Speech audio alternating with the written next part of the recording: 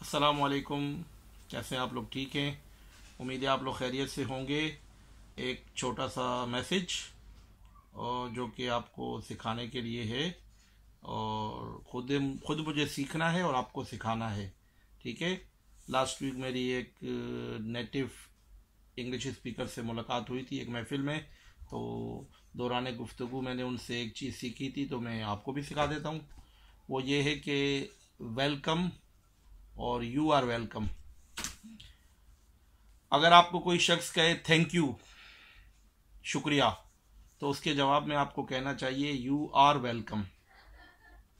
उसके जवाब में आपको कहना चाहिए यू आर वेलकम या यू आर वेलकम। ठीक है।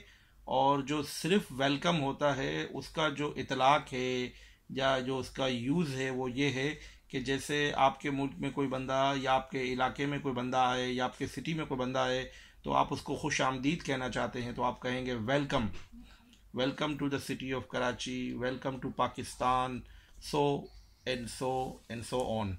और इसी तरीके से जब आपको किसी का शुक्रिया अदा करना हो तो आप कहेंगे यू, शुक्रिया के जवाब में आप कहेंगे you are welcome. Somebody will say thank you and you will say you are welcome.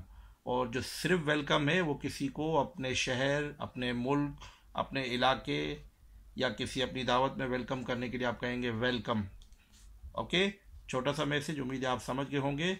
Sallu अलल हबीब।